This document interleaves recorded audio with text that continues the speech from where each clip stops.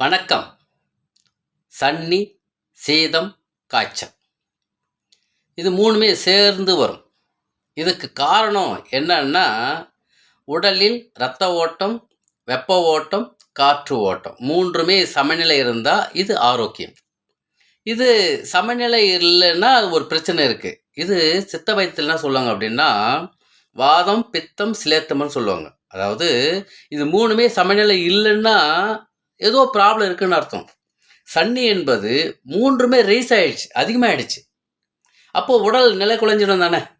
காற்று அதிகமாக இருக்குது, வெப்பம் அதிகமாக இருக்குது, குளிர்ச்சி அதிகமாக இருக்குன்னா உடல் சமநிலை இல்லைன்னு பொருளுங்க. அது பேர் தான் சன்னிங்க.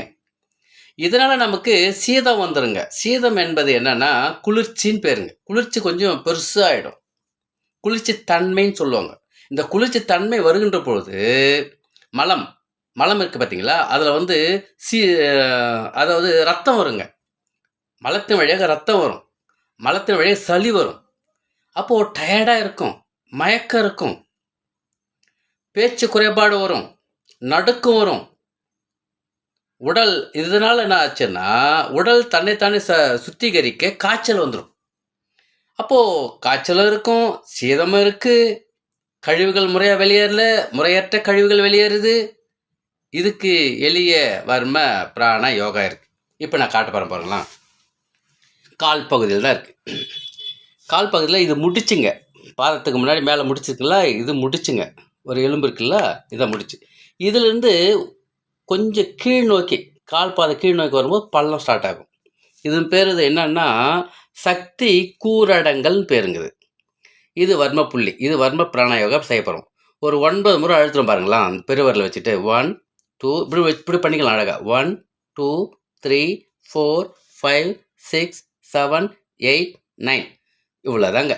10 எண்ணிக்கை இல்லை 9 எண்ணிக்கை செஞ்சுட்டு மெதுவாக அப்படியே கீழ் நோக்கி ஒரு அழுத்தம் தரணும். மீண்டும் ஒரு 9 முறை அழுத்திட்டு ஒரு கீழ் நோக்கி ஒரு அழுத்தம்.